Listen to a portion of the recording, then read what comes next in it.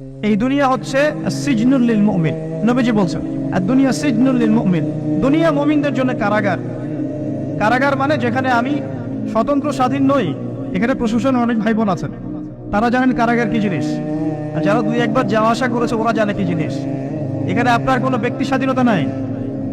আপনি আপনার ইস্তেঞ্জা করবেন, শিশি যেতে পারবেন না, আপনি পারমিশন নিতে হবে, তারা নিয়ে যাবে, তারপরে যেতে পারবেন, তাও হ্যান্ডকাপ পরিয়ে। দুনিয়া সিজনুল লিল মুমিন, দুনিয়া মুমিনদের কারাগার। এখানে আপনি খেতে পারবেন না, খাবার আসবে তারপর খাবেন। ঘুমাতে পারবেন না, যখন ঘুমানোর আদেশ দিবে তখন ঘুমাতে পারবেন। তাও কতক্ষণ ঘুমাবেন তাও ফিক্স করা। মানে কারাগার মানে কি? যেখানে আপনার ব্যক্তির স্বাধীনতা চলে না, যেখানে আমি চলবো একটা সিস্টেমের আওতায়। এখন নবীজি বলছেন দুনিয়াটাই হচ্ছে কারাগার। আর এই দুনিয়ায় কেমন করে আমি প্রবৃত্তির দাসত্ব করতে পারি, কেমন করে আমি আল্লাহকে বলে নামাজ বাদ দিতে পারি, কেমন করে জাকাত সেই কবে ফরজ হয়েছে, মিল ইন্ডাস্ট্রিজ ফ্যাক্টরিজ করেছি, জাকাত দেই না। রমজান মাস যায় আসে যায় আসে যায় আসে, রোজাও রাখি না, তারাবি পড়তে পারি না। কোরআন আমার সামনে মানুষ তেলাওয়াত করে, কোরআন আমার ঘরে পড়ে আছে, শেলফের উপরে ধুলাও আছে, শেলফের উপরে কোরআন ধুলাওয়ালা, ধুলো মাখা। কোরআন পড়ার তৌফিক হয় না, নবীর হাদিসগুলো চর্চা করার তৌফিক হচ্ছে না, ইসলামিক বইপত্র পড়তে পারি না।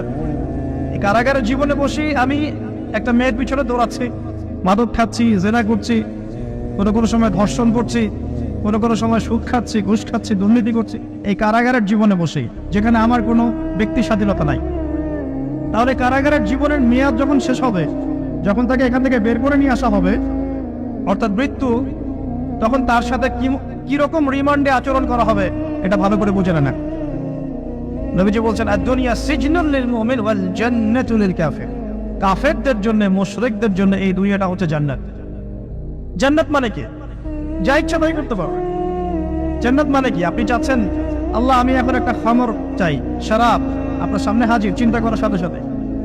জান্নাত মানে কি? আল্লাহ আমি আপনাকে দেখতে চাই, আল্লাহকে আপনি দেখতে পারবেন। জান্নাত মানে কি?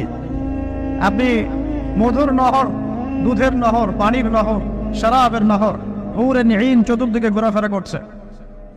একজন নিম্নমানের জান্নাতি, মানে সবচেয়ে শেষের দিকে যারা জান্নাতে যাবে, তাদের সাথেই দুজন করে হুরুন ঈন, আহান পরিবার তো আছেই, রিলমান পানপাত্র নিয়ে চারপাশে ঘোরাফেরা করবে। জান্নাত মানে কি? যেখানে যা ইচ্ছা তাই করা যাবে, বলার কেউ নাই, বাধা দেওয়ার কেউ নাই, সেখানে কোনো মৃত্যু নাই, সেখানে কোনো অহেতুক কথাবার্তাও নাই, কোনো গাল গল্প নাই, কোনো মিথ্যা নাই, কষ্টের ক্লেশ মাত্র নাই, থুতু ফেলতে হবে না। জান্নাত মানে থুতু ফেলতে হবে না। জান্নাত মানে হাঁচি হবে না, নাক ঝাড়তে হবে না। জান্নাত মানে ইস্তেঞ্জা, পেশাব পায়খানা করার টেনশন নাই। মানুষ খাবার খাবে, একটা ঢেকুর তুলবে, ব্যাস খাবার হজম হয়ে গেছে। আর জান্নাতের সবচেয়ে বড় বিষয়টা কি? আল্লাহ পাককে আমরা এই চোখ দিয়ে দেখতে পারবো ইনশাআল্লাহ। আর তার সমকক্ষ একটা বিষয় হচ্ছে আল্লাহ পাক বলে দিবেন যে আমি তোমাদের সবার উপর সন্তুষ্ট হয়ে গেলাম, যাও কোনোদিন অসন্তুষ্ট হও, ব্যাস। এখন আপনি যত কিছুই করেন এই বস্তুবাদী জীবনে, মনে একটা ভয় থেকে যাবে। আপনি বিশ্ব নেতা হয়েছেন, বড় শিল্পপতি হয়েছেন, পলিটিশিয়ান হয়েছেন, ইকোনমিস্ট হয়েছেন, মনে একটা ভয় থেকে যাবে যে মরতে আমাকে হবে, আল্লাহ আমাকে ধরবেই, হিসেব আমাকে দেওয়া লাগবেই, কবরে আমাকে একাই যাওয়া লাগবেই, আমাকে কিয়ামতের মাঠে দাঁড়াতে হবে আল্লাহর সামনে। মনে একটা ভয় কাজ করে, যদিও বাইরে মানুষ দেখায় যে কোনো ভয় নাই।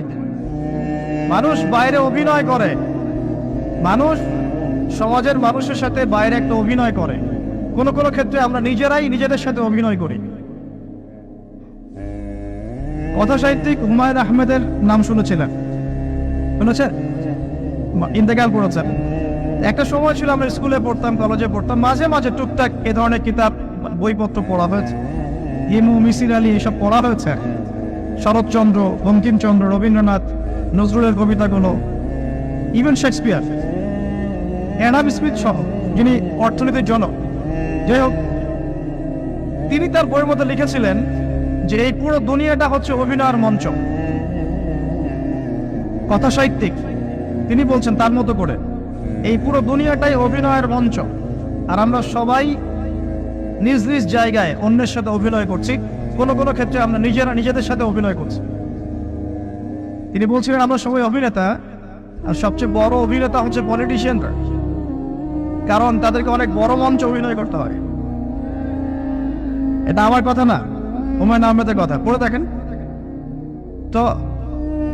আল্লাহ পাক পাঠিয়েছেন তার ইবাদত করতে, আর এই বস্তুবাদী জগৎ আমাদেরকে ভুলিয়ে দিল কিভাবে? কয়েকটা প্রলোভন দিল। প্রথম প্রলোভন হচ্ছে টাকা, তারপরে জীবনে কি করব প্রতিষ্ঠিত হওয়ার চিন্তা, তারপরে চাই চাই আরো চাই এই একটা আকীদা দর্শন, তারপরে আমার স্ত্রী সন্তান আহান পরিবারের কি হবে, আর আরেকটা দর্শন আছে, এটাকে বলে চারবাক দর্শন। এবং দুঃখের সাথে বলতে হয় আমাদের রবীন্দ্রনাথ ঠাকুর কিন্তু এই দর্শনের মানুষ ছিলেন। চারবাক কিরকম? তার কবিতা পড়লে দেখবেন লেখা আছে, দুহাতে যা পাও হাত পেতে নাও, দুহাতে যা পাও হাত পেতে নাও, বাকির খাতা শূন্য থাক, বাকির খাতা শূন্য থাক। ঠিক চারবাক দর্শন, এটা ফিলোসফি পড়েছেন, এখানে অনেক টিচারও আছেন আমি জানি, তারা এই কথাগুলো বুঝবেন। চারবাক দর্শন কেমন? ঋণ করে ঘি খাও, ঋণ করে ঘি খাও, যতদিন বাঁচবে সুখে বাঁচবে, এটা হলো চারবাক দর্শন। তো দুহাতে যাবো হাত পেতে নাও, বাকির খাতা শূন্য থাক, মিল আছে না? ঋণ করে হলেও ঘি খান, যেভাবে হোক ঘি খান না, মানে ঋণ করে হলেও ঘি খান, যতদিন বাঁচবেন সুখে বাঁচবেন। তাহলে এই দর্শনগুলো বস্তুবাদী না? বুঝতে পারছেন কিনা? মেটেরিয়ালিজম, বস্তুবাদিতা, মানে আপনি চোখের সামনে যা দেখছেন এই দুনিয়া, যেভাবে অর্জন করে নেন, বাকির খাতা শূন্য থাকে। ইসলামিক কনসেপ্ট এর টোটাল ডিফারেন্ট কনসেপ্ট। ইসলামের ঈমান, আকীদা, ইসলাম, পরকাল, মুহাম্মদ সাল্লাল্লাহু আলাইহি ওয়াসাল্লামের আদর্শ সম্পূর্ণ ডিফারেন্ট। আমরা বলি কি, এই দুনিয়াতে আমরা মুসাফির, দুনিয়াতে আমরা কি মুসাফির, কে কতদিন থাকবো কোনো ঠিক নাই। নবীজি বলছেন, হে আব্দুল্লাহ বিন ওমর, তুমি দুনিয়াতে মুসাফিরের মতো থাকো, সকালবেলা উঠলে সন্ধ্যার অপেক্ষা করো না, সন্ধ্যাবেলা হলে সকালের অপেক্ষা করো। দর্শনের মধ্যে কত পার্থক্য না, আকাশ পাতাল পার্থক্য না? এখন যদি এই বস্তুবাদী দর্শন নিয়ে আপনি চলাফেরা করেন, তাহলে তো আপনার লাইফের অ্যাম্বিশন হবে একটা ফ্ল্যাট, আর ওটা এনি হাও আপনাকে অ্যাচিভ করতে হবে, legal way or illegal way, আপনাকে অ্যাচিভ করতেই হবে, অ্যাচিভ করতেই হবে, যেহেতু আপনার মোটিভটা হচ্ছে মেটেরিয়ালিজম, বস্তুবাদিতা। আর নবী সাল্লাল্লাহু আলাইহি ওয়াসাল্লাম কি বলছেন? সকালে ঘুম থেকে উঠলে সন্ধ্যার অপেক্ষা করো না, সন্ধ্যা বেলায় থাকলে সকালের অপেক্ষা করো না। তুমি দুনিয়াতে মুসাফিরের মতো থাকো, তোমার যতটুকুতে দুনিয়া চলে যায় এতটুকুতে সন্তুষ্ট থাকো। নবীজি বলছেন, তোমরা হাঁটবে যখন রাস্তায় চলাফেরা করবে, তোমাদের উপরের দিকে দেখবে না যে তোমাদের উপরে কারা আছে, অলওয়েজ দেখবা তোমাদের নিচে কারা আছে, তোমাদের চেয়ে খারাপ কারা আছে। এক ভাইকে আপনি দেখবেন আপনি সুস্থ, তার হাত নাই। আরেক ভাইকে দেখবেন আপনি সুস্থ, তার চোখ নাই। এক ভাইয়ের পা প্যারালাইজড হয়ে গেছে, এক ভাইয়ের বডি প্যারালাইজড, একজন হার্টের রোগী, একজন ডায়াবেটিসের রোগী, আপনি সুস্থ আছেন, অথচ ওই ব্যক্তির অনেক টাকা পয়সা আছে, আপনার নাই। এখানে কে ধনী বলেন দেখি, আপনি না সে? আপনার সুস্থতা আছে। আরেক ভাইয়ের অনেক বড় বড় ফ্ল্যাটস, কিন্তু আপনার এতটুকু নাই, ছোট্ট একটা বাসা। আপনার কষ্ট লাগে, আমারও যদি এমন হতো। ওই বাসায় গিয়ে দেখলেন যে ইন্টারনালি সে ব্যক্তি সুখে নাই, তার পরিবারে অশান্তি, তার পরিবারে হৃদ্যতা, ভালোবাসার বন্ধন নাই, আপনার পরিবারে আছে। একটা রিক্সাওয়ালা সারাদিন রিক্সা চালিয়ে 400-500-1000 টাকা আর্ন করে বাসায় চলে গেল, গিয়ে বাসায় আলু ভর্তা, ডিম ভাজা, ডাল দিয়ে ভাত খাচ্ছে, সুখে আছে, দিনবি বউয়ের সাথে গল্প করছে, চাঁদ দেখছে। আর সেই তো কবে আপনি ওয়াইফ কিনে চাঁদ দেখেছেন ঠিক নাই। আপনি টাকা অর্জন করার নেশায় বছরের পর বছর স্ত্রী থেকে দূরে আছে, দেখারই সৌভাগ্য হয়। আসলে সুখ কাকে বলে? সুখটা কি জিনিস? ঢাকাবাসীকে সুখ বোঝানো দরকার। সুখটা কি জিনিস? যখন আপনি বা আমি নিজেকেও বলছি, যখন আমরা আল্লাহকে পাবো, আল্লাহ পাকের ইবাদতের মধ্য দিয়ে, রাসূলের সুন্নতের মধ্য দিয়ে অল্পে তুষ্ট থাকতে পারবো, যা আছে এতে শুকরিয়া আদায় করবো, আপনার চেয়ে সুখী মানুষ দুনিয়াতে কেউ নাই, কেউ নাই দুনিয়াতে। কিন্তু বস্তুবাদিতা আপনাকে এই আকীদা আদর্শ থেকে সম্পূর্ণ ডিমোটিভেট করে দিবে। আপনাকে খালি চাই চাই আরো চাই, ওই যে দু হাতে যাবো হাত পেতে নাও, বাকির খাতা শূন্য থাক। আর আমাদের দর্শন দু হাতে যাবো হাত পেতে নাও না, বরং দুনিয়াতে যতটুকু পাও এতটুকুতে সন্তুষ্ট থাকো, বাকির খাতা শূন্য থাক না, বাকির খাতা পূর্ণ হোক। মানে পরকালটা বাকির খাতা না, পরকালের বাকির খাতাটা পূর্ণ হোক। প্রয়োজনে দুনিয়ার সব চলে যায় যাক, প্রয়োজনে দুনিয়ার সব যদি চলেও যায় যাক, তারপরে বাকির খাতা কি হোক? পূর্ণ হোক। এটাই আল্লাহ রাব্বুল আলামিন সূরা আ'লার মধ্যে বলছেন, বাল তু'থিরুনাল হায়াতাদ দুনিয়া, তোমরা এই দুনিয়ার জীবনটাকেই প্রাধান্য দিয়ে থাকো, ওয়াল আখিরাতু খায়রুন ওয়া আবকা, কিন্তু আখিরাত হচ্ছে সবচেয়ে উত্তম এবং চিরস্থায়ী। তো প্রিয় ভাই এবং বোনেরা যারা আমার জন্য শুনছেন, আজকে আমাদের প্রথম সবক হওয়া উচিত দুনিয়ার নেশায় আমরা না পড়ি। আল্লাহ পাক আমাদেরকে তৌফিক দান।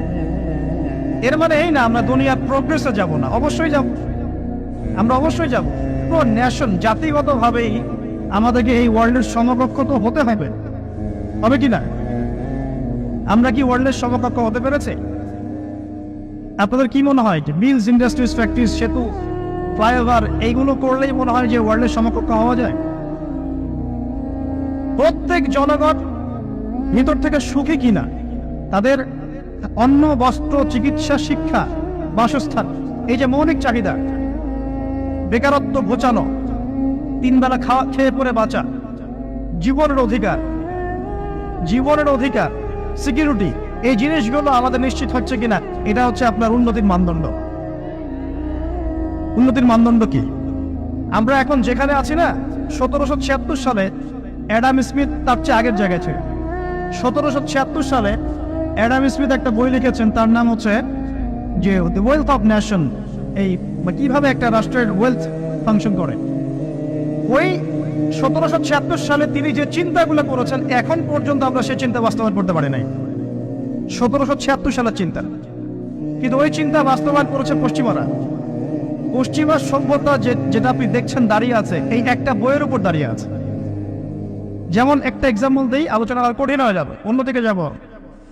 আমরা মনে করি যে অর্থনীতি আমরা নিয়ন্ত্রণ করব, ঠিক আছে, অর্থনীতির পুরো বিষয়গুলো আমরা নিয়ন্ত্রণ করে আমরা সমৃদ্ধি নিয়ে আসবো। আসলে বিষয়টা কি জানেন? অর্থনীতির নিজের একটা ফ্লো আছে, ও নিজেই নিজেকে নিয়ন্ত্রণ করে, এবং তার উপর একটা ইনভিজিবল হ্যান্ড থাকে, অদৃশ্য হাত, যেটা আমরা বলি আল্লাহ রাব্বুল আলামিন। আল্লাহ রাব্বুল আলামিন এই পুরো অর্থনীতিকে নিয়ন্ত্রণ করে। আমরা যখন সেটাকে ইন্টারফেয়ার করতে যাব, তখন ইকোনমি কলাপস করে যাব। এই যে করছে কলাপস। আরো ব্যাপার আছে, শুধু ব্যবসা, অর্থনীতি, এক্সপোর্ট, ইম্পোর্ট, এগুলোকে তিনি জাতির মানদণ্ড বলতেন না।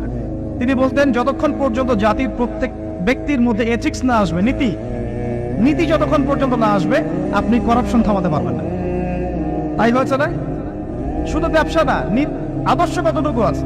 এই যে আপনি দেখছেন বিভিন্ন জায়গায় ভেজাল খাবার খাওয়াচ্ছে, ওদেরকে টাকার অভাব আছে? ওদের টাকার কিন্তু অভাব নাই। নেম ফ্রেমে কোনো ঘাটতি আছে? এস্টাবলিশড বিজনেস, তাহলে কেন আপনাকে ভেজাল খাওয়াবে? কারণ তার মধ্যে এথিক্স নাই, নীতি নাই। এই জন্য জাতির প্রত্যেক সদস্যকে, মানে প্রত্যেক জনগণের প্রত্যেককেই আগে নীতিগত শিক্ষা দেওয়া উচিত। আর এই কাজটাই করে ইসলাম, বলে সুবহানাল্লাহ। এই এথিক্স এবং নীতি শেখায় কে? ইসলাম। ইসলামের চেয়ে সার্বজনীন ভাবে এবং যুগোপযোগী ভাবে কেউ এথিক্স শেখাতে পারবে না। কাগজে কলমে অনেকে অনেক কথা বলতে পারে, প্র্যাকটিক্যালি শেখাবে কে? ইসলাম। এখন বলতে পারেন তাহলে মুসলিমদের মধ্যে দুর্নীতি কেন, মুসলিমদের মধ্যে কেন এই সমস্যাগুলো হয়? উত্তর একটাই, ওই যে স্যার বলে গেলেন, আমি বিভিন্ন ওয়াজে যে এক এক জায়গায় এক এক কথা বলে। উত্তরটা কি? উত্তরটা হচ্ছে যে কোরআন এবং সুন্নাহর সঠিক যে শিক্ষাটা আছে, এই শিক্ষাটা আমরা অনেকেই বাস্তবায়ন করতে পারছি না। এটা আমাদের ব্যর্থতা। এটা কাদের ব্যর্থতা? এটা আমাদের ব্যর্থ। এখানে আমাদের ব্যক্তির স্বার্থ থাকতে পারে, এখানে আমার জ্ঞানের স্বল্পতা থাকতে পারে, আমার ভিতরে অহংকার থাকতে পারে, বা আমি অল্প শিক্ষিত হতে পারি, এবং এমন হতে পারে আমার জ্ঞানটা যুগোপযোগী না। ইসলামিক জ্ঞান আমার মধ্যে আছে, কিন্তু কিভাবে এই জ্ঞান দিয়ে ওয়ার্ল্ডকে ডিল করবো, এই জ্ঞানটা আমার মধ্যে নাই। এই কারণে আমরা হয়তোবা ইসলাম, কোরআন সুন্নাহ হাতে থাকার পরেও এই সমস্যাগুলো ফেস করছি। প্রথম সমস্যা হচ্ছে বস্তুবাদিতা। আল্লাহ পাক আমাদের সবাইকে, যারা আলোচনা শুনছি, দুনিয়ার প্রেমিক হওয়া থেকে বাঁচাক বলি আমি। দুনিয়ার প্রেমিক না, প্রেমিক হবো কার? আল্লাহর আখিরাতের। কতটুকু দাম আছে দুনিয়ার? আল্লাহ পাক বলছেন একটা মাছির পাখার সমানও না। একটা মাছির পাখার কি দাম আছে আপনার কাছে? আল্লাহ পাক বলছেন পুরো দুনিয়ার দাম আমার কাছে যদি একটা মাছির পাখার সমান হতো, তাহলে এই দুনিয়াতে কোনো কাফের মুশরিক পানি পান করতে পারতো না। তার মানে এই দুনিয়াতে যা করো করো, আমার তো কোনো দামই নাই দুনিয়ার। কালকেই তো আমি দুনিয়া ধ্বংস করব। আর ওই যে দুই জাতির কথা বললাম, জিন এবং মানব জাতি, আপনারা সূরা আর রহমান পড়বেন। রহমান নামটা অনেক ব্যাপক, দয়াময়ের নাম, তার মানে আল্লাহ পাক মার্সিফুল, মোস্ট মার্সিফুল। কিন্তু এই সূরা আর রহমানে একটা ভয়ঙ্কর আয়াত আছে, কি? সানাফরুগু লাকুম